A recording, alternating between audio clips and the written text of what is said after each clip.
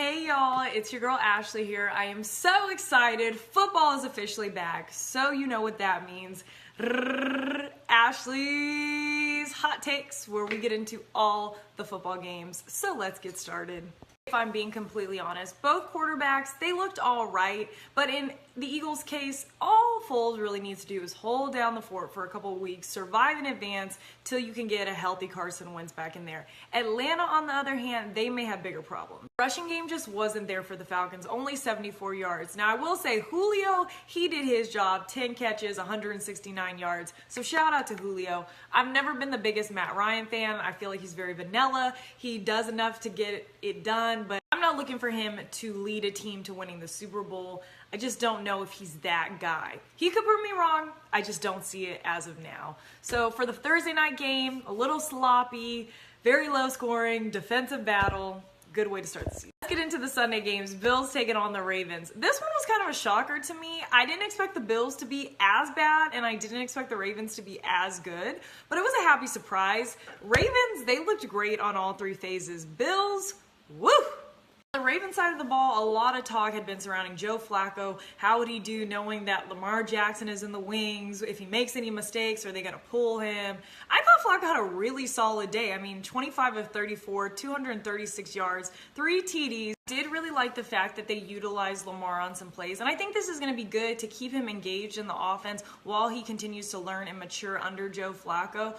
That was really good. Ravens defense, lights out. Shout out to my boy Tony Jefferson, Eastlake with the pick. If I'm the Bills, effective immediately, Josh Allen is my starting quarterback. I'm not going to completely put everything on the offense because that Bills defense, which helped lead them to the playoffs last year, they have some culpability in this loss as well.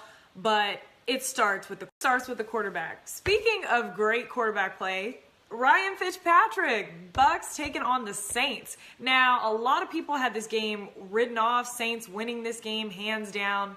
Not really the case. Ryan showed up and showed out. 417 yards, 2 receivers, both going over 145 yards each. I mean, that's prime time numbers. And the thing is about Ryan, he will surprise you because he puts enough of these good performances together to keep a job. On the Saints side of the ball, they really need to tighten up the defensive effort. I understand it was week 1, but to me that defense was very reminiscent of the defenses in the past where Breeze would put up 40 and then the defense would give up 42, and that's just not an effective way to play. Now for one of the most hyped matchups coming into the week, Jaguars taking on the Giants. Everybody talking Ramsey versus Odell, Odell versus Ramsey, who's going to come out victorious. I thought it was a great matchup, not just them, but as a complete game. Though Ramsey and Odell were the headline of the game, I think a lot of other questions were answered within the game. How would Saquon do in his debut? Great debut, big touchdown run. Defense, where the Jaguars, are they still that elite defense? Absolutely. This was my biggest takeaway on both sides. Number one, with the Giants have not had a really great running game for years. Saquon is going to be a great bell cow for them for probably many years to come. You still have Odell, you have Sterling Shepard. That offense is going to be really good. Jaguars, all is going well when you have Fournette pounding the rock and the defense doing its thing. But when you have to go away from that game plan a little bit, like they did when Fournette got hurt, and you don't have someone who can just power through and get you first downs, it changes the dynamic and it puts the ball back into Bortles' hand, which I think we can all agree that we feel a lot more confident with the run game and the defense. And we're just going to leave it at that. I'm going to be optimistic about Bortles this season. I got a feeling, I have hope. All right, let's go Texans, Patriots. Deshaun Watson coming back off his ACL injury. Tom Brady, people wondering, does he still have it? When are you guys going to learn? When Tom Brady's ready to be done, that's when he'll be done. Tom is still the GOAT. He's still the GOAT. For the Texans, my number one concern going forward is they have great pieces on both offense and defense. I just haven't seen in the past couple years that those great players can all stay healthy long enough to really make a push. When it comes to Deshaun Watson, let's not all hit the panic button just yet. It was his first game back after coming off of an injury.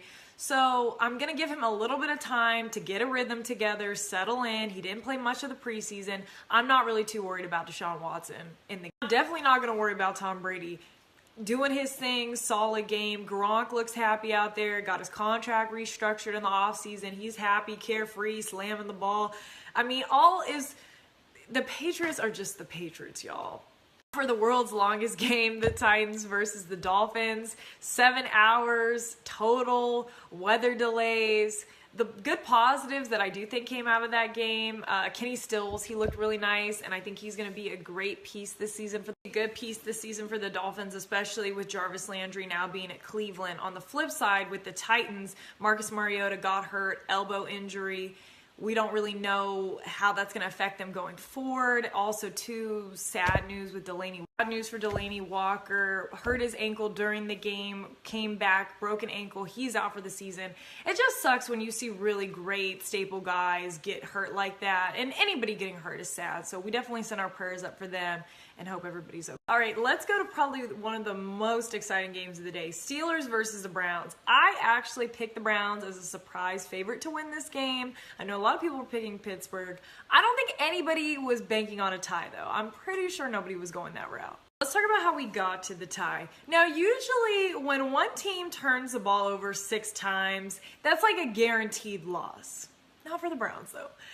The Steelers, I mean, Ben looked very rough. Let's just be real. It was rough. Obviously, they were without Le'Veon Bell. He did not travel to the game, missed out on an $800,000 check. That's how you know the money isn't everything. James Conner, he stepped in. He did a good job. But at the end of the day, he's not Le'Veon Bell. And the Steelers have a franchise me once, shame on you. Franchise me twice, can't put the blame on you.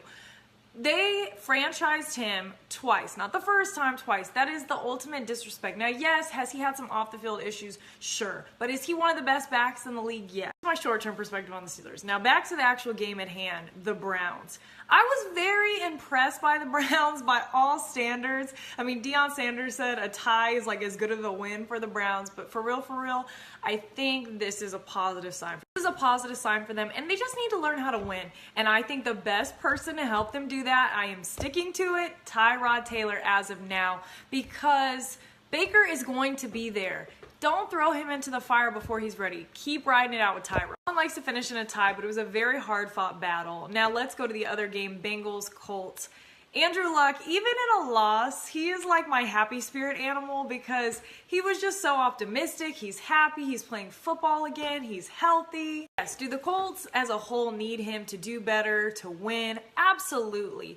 But I think a big question for Andrew Luck was the psyche and how he would be after having so much time off, maybe not being able to come back the same. So I'm glad to see him in a positive mental state. The Bengals side, Andy Dalton was very Andy Dalton-like, very consistent, not anything that blows you off the map. I am keeping my eye on Joe Mixon. Couple years in the league now, 17 carries, 95 yards. I'm looking for him to have a big breakout year. So let's go 49ers versus Vikings, or should we say money, money, money, money, money. Big contract versus big contract. Jimmy G got paid, Kirk Cousins got paid, but the day went to Kirk Cousins and that defense. I'm not going to hit the panic button on Jimmy G just yet. He was going against one of the top defenses in the league, and I just remember watching the game, and it was I think it was in the first half, and it was this goal line stance where they were probably on the 2 or 3, and the Vikings held their ground, made them settle for 3 points. But what was most impressive on the Vikings side was the offense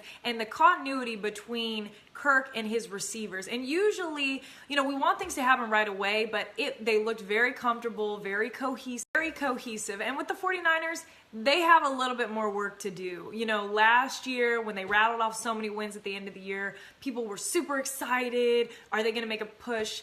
I mean, I still think the Rams are the team to beat in the division, and we'll get into that. A little bit later. But now let's get into Chargers Chiefs. Patrick Mahomes was taken 10th overall. They shipped Alex Smith off to Washington. Mahomes was getting his start, and he did not disappoint. The moment was not too big for him. One of the better stat lines of the day, over 250 yards, 4 touchdowns, no interceptions. But the real MVP was Tyreek Hill, over 200 yards. I think he had 169 rushing, the rest through the air. He a beast. As for the Chargers, I understand they were without their elite pass rusher, Joey Bosa, but that's no excuse. I have believed in this defense, and I still think they're pretty complete on the other phases. To only come away with 1 sack in the game, on a rookie quarterback. They could have done better, and I felt like this was a moment the Chargers let slip through their hands. This could have been a really great statement game, setting the tone for the season. Kansas City has been a great rival in the division. I just felt like they could have done a little bit more. Let's get into two teams that have been going through a bit of a rebuilding mode. Seattle taking on Denver. One of the biggest standouts of this game was the poor tackling on both sides.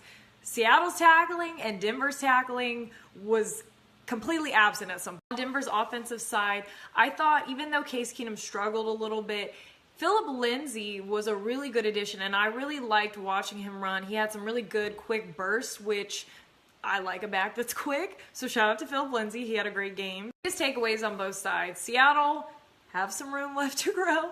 On the Denver side, defense is back in Denver. That has always worked for them, and now that they have a good, solid back, I expect Denver to make some noise within their division this year. Speaking of growing pains, the Panthers taking on the Cowboys. Panthers came out with a victory. Dallas left a lot of question marks, a lot of concerns on the table.